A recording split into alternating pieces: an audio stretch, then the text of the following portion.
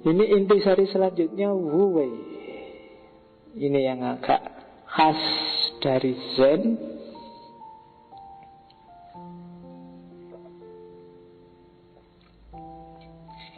Wu Wei itu definisinya action in no action. Kalau dalam bahasanya Sunan Kalijogo di serat Lokajaya yang dikutip oleh masjidnya UIN itu, ngeli ning ora keli, ikut menghanyutkan diri dalam realitas tapi tidak tenggelam. Ini agak berat. Ya, maksudnya apa? Kayak tadi, pahami lingkungan sekelilingmu, hiduplah secara natural aja, jangan memaksakan diri, jangan mengatur-ngatur, jangan mengintervensi-intervensi yang sudah memang sunatullahnya begitu. Kalau enggak, nanti akan terjadi disharmoni, ketidakseimbangan. Ketika ada yang tidak seimbang, pasti nanti ada dampaknya.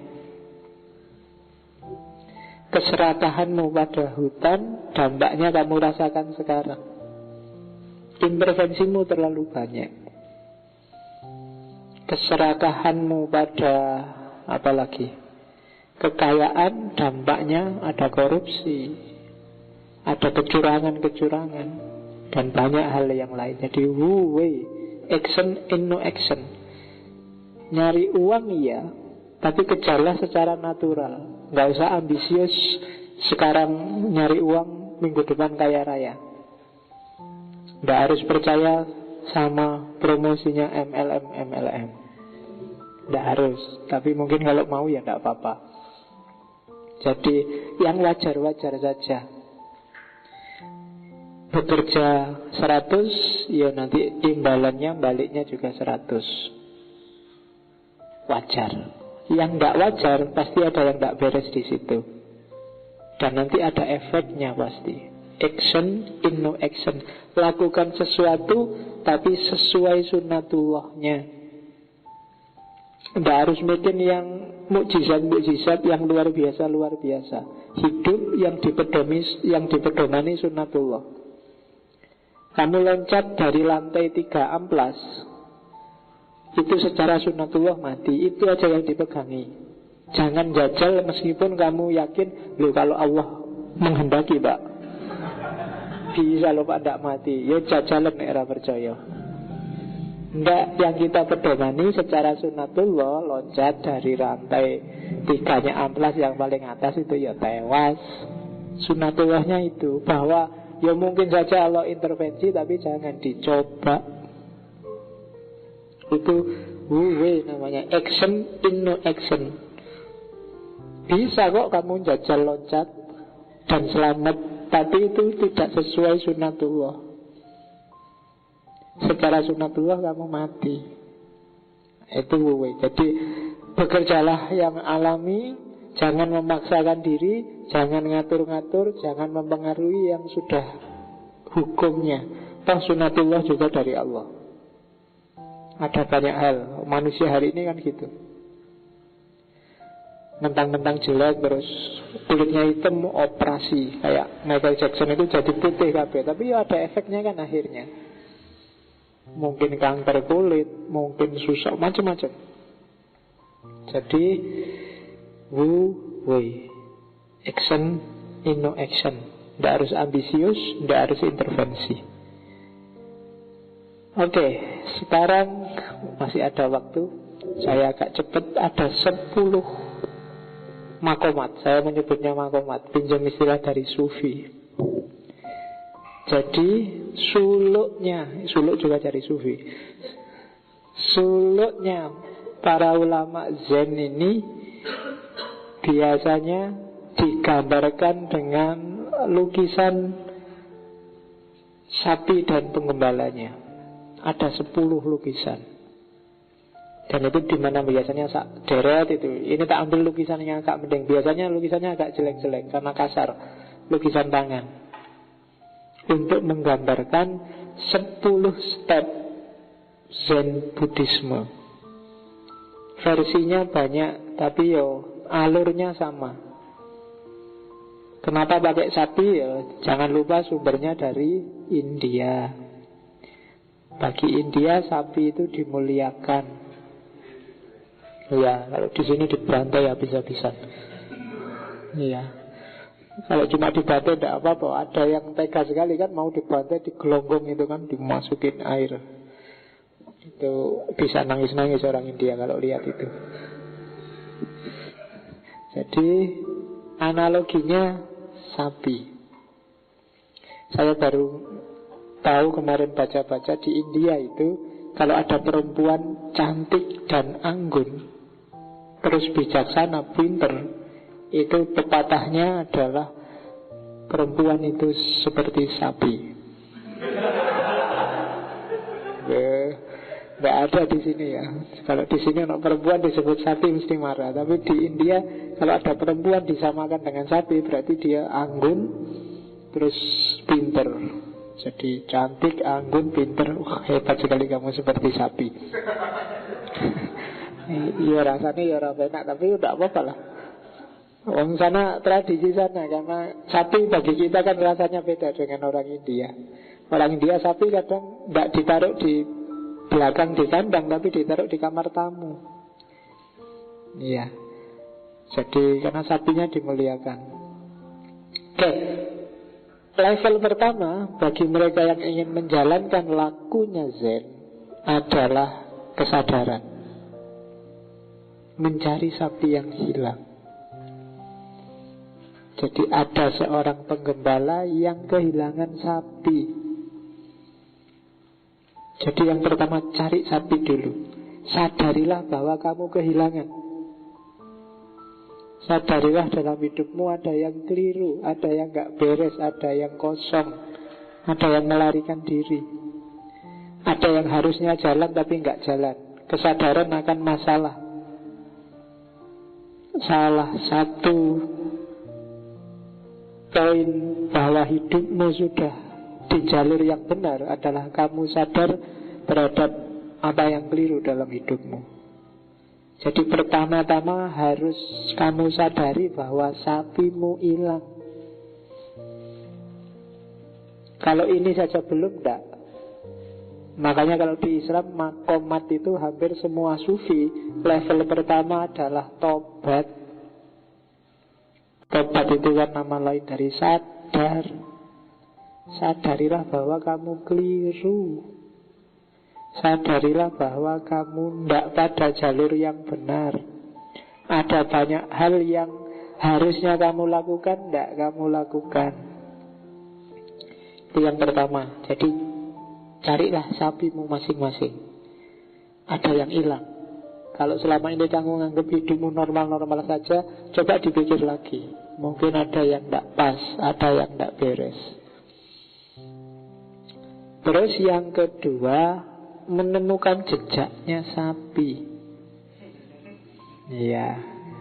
Jadi setelah kamu sadar sapimu hilang, kan terus kamu lacak, loh ini ada jejaknya. Iya. Apa sih maksudnya menemukan jejaknya sapi? Muhasabah. Iya ya, mungkin aku terlalu arogan. Iya ya, aku selama ini terlalu merasa diriku penting. Oh iya ya, selama ini aku terlalu cuek, tidak peduli sama lingkungan. Itu menemukan jejaknya sapi. Coba pikir, muhasabah. Apa kurangmu selama ini? Apa yang tidak pas? Apa yang kamu tahu keliru tapi kamu tabrak terus? Sudah jelas-jelas itu salah kok kamu nekat. Ya macam-macam. Kalau di umur-umurmu ini ya mungkin apalah.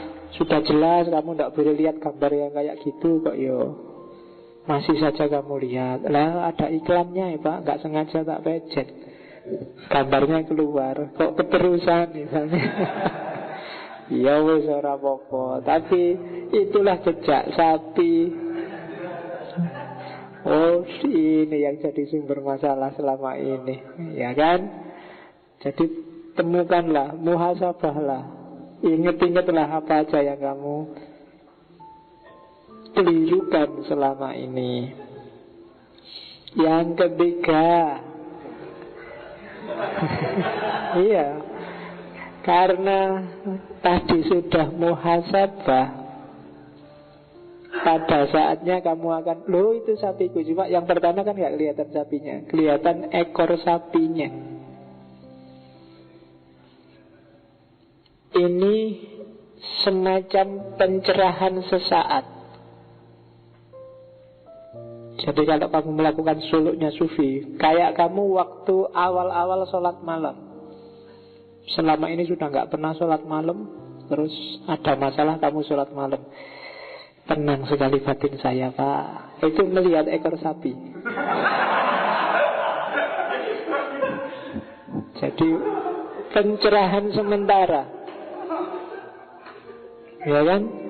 Kayak kamu takziah, misalnya ada orang meninggal, kamu takziah, terus kamu merasa, wah, hidup ini memang sementara, sekaya apapun orang, tiba-tiba kamu jadi bijaksana sekali. Itu pencerahan sesaat. Pulang dari situ kan kamu kumat lagi. Tapi pencerahan sesaat inilah melihat ekor sapi. Ya kan?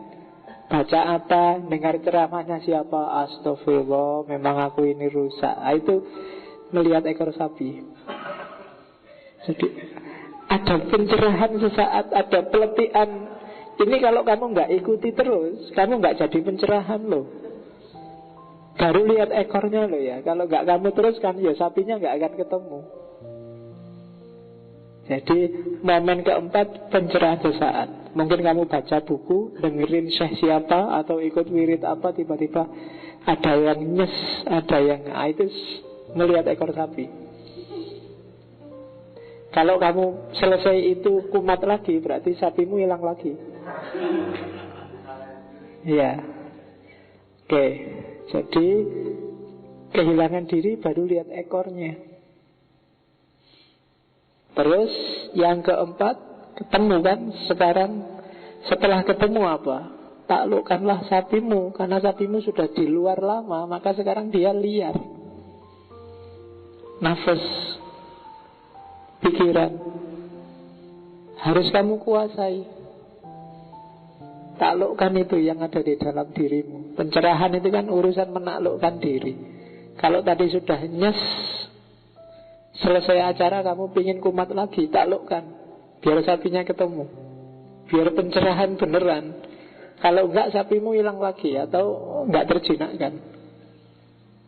Jadi makomat keempat ini mujahadah, riyadah, menaklukkan sapi. Kamu wiritan sekian ribu kali, itu sebenarnya sedang menaklukkan sapi yang ada dalam dirimu. Jadi itu makom yang keempat, taklukkanlah sapimu. Kalau enggak, yang tadi sudah pencerahan sesaat, kamu balik lagi kehilangan sapi, hilang sapimu. Harus dicari lagi, mulai dari awal lagi. Tapi begitu kamu lihat ekornya, pegang erat-erat dan taklukkan. Susah melawan sapi, apalagi sapinya sudah liar. Nggak gampang loh. Ini yang prosesnya paling berat dan panjang, menjinakkan sapi. Setelah itu menang kamu. Harusnya semakin naik makom kan menang. Sapinya kalah. Kamu bisa menaklukkan dirimu kalau perjuangannya sungguh-sungguh. Inilah kasyaf, inilah ma'rifat. Kamu bisa menaklukkan dirimu, menguasai dirimu. Itu terjinakkannya sapi. Setelah itu apa? Pulang ke rumah, kembali ke dirimu yang sejati. Ya kan? Kamu menaiki sapinya.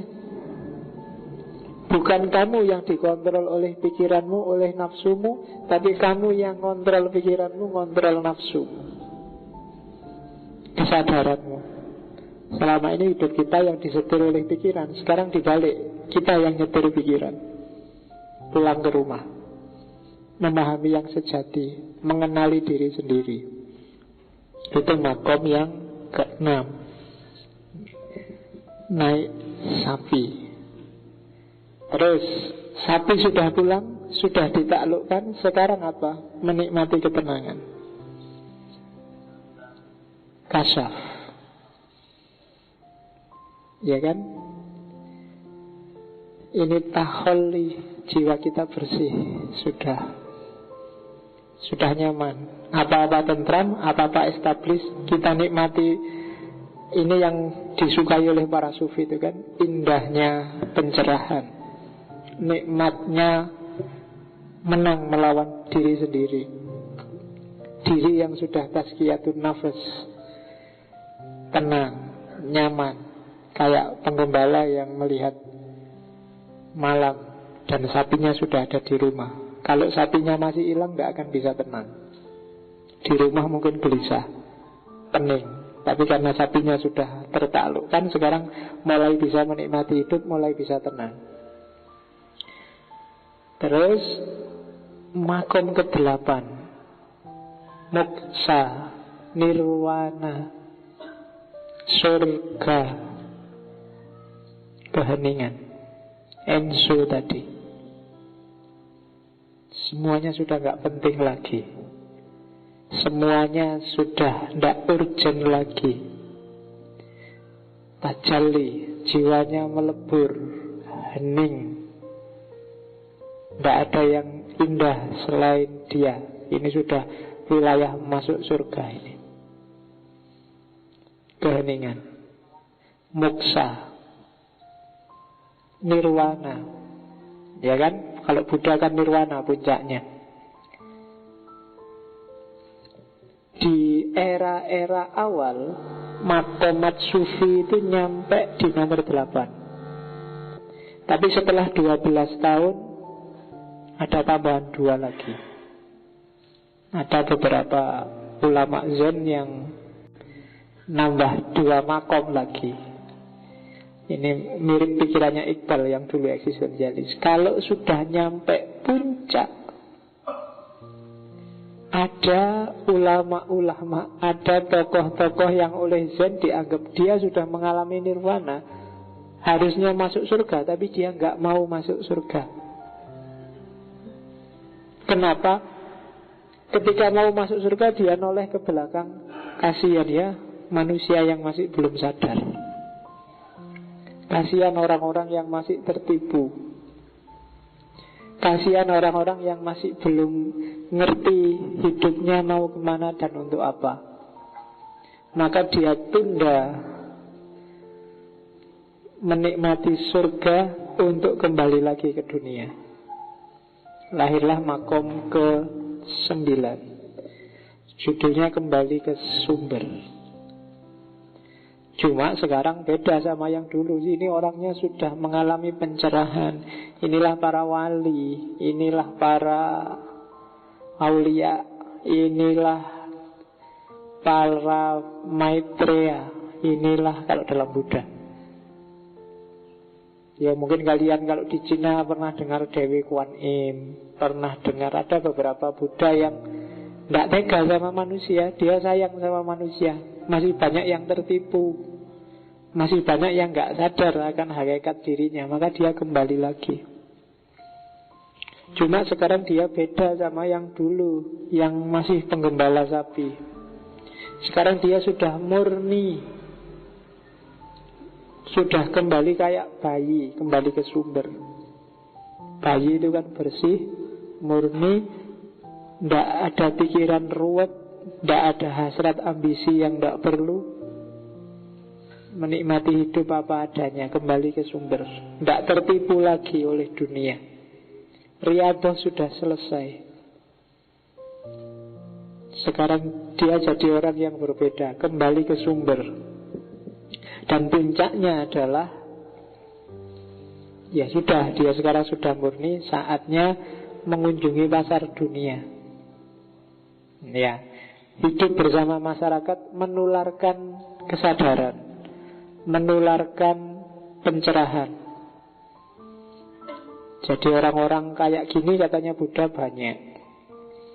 Orang-orang kayak gini namanya Maitreya. Maitreya itu terjemahan harafiahnya mitra dunia, sahabatnya alam semesta. Jadi dia, kalau di Buddha gambarannya bukan wali yang punya jenggot pakai serban, tapi orangnya lucu, malahan gendut, dan kalau ketawa ya ketawa aja bebas. Biasanya cuma bawa buntelan satu. Jadi karena bagi dia hidup itu ya nggak butuh banyak-banyak kok. Cuma butuh berapa baju, paling sebanyak-banyaknya baju paling butuh 2 atau 3. Toh yang dipakai cuma satu kan. Iya, bisa lo diputer, satu dipakai, satu dicuci. Kalau agak kaya ya beli 3. Satu dipakai, satu dicuci, satu taruh lemari. Nanti yang dipakai dicuci, yang dicuci taruh lemari, yang di lemari dipakai. 3 bisa diputer dan tetap bersih dan bagus. Kamu yang kos-kosan aja bajumu berapa? Kadang-kadang semua baju yang di kos-kosan dianggap miliknya sendiri. Iya. Jadi mengunjungi pasar dunia, Maitreya, jadi mitranya dunia. Bagi Buddha, carilah orang-orang ini. Orang-orang yang sudah mengalami nirwana, sudah melewati kesadaran puncak, untuk meningkatkan kesadaranmu. Cara mencarinya paling gampang adalah bukan dengan kamu kemana-mana nyari, tapi bersihkan dirimu. Ketika dirimu bersih, orang-orang kayak gini yang akan mendekatimu. Kalau kamu sudah siap, mereka akan datang sendiri. Ini logikanya kayak para wali. Nggak usah nyari mursyid yang cocok buat kamu. Kalau jiwamu siap, mursyidnya sendiri akan datang, akan tampil. Tinggal kamu peka apa enggak di sekelilingmu. Maitreya, sahabat dunia. Mereka ini orang-orang yang sangat kasihan, sangat sayang padamu. Harusnya mereka menikmati hidup di dunia, di nirwana, tapi milih hidup kembali lagi ke dunia demi menyelamatkanmu. Dan di antara kitab-kitab Buddha nanti ada ramalan bahwa di akhir zaman akan ada Maitreya yang naik onta.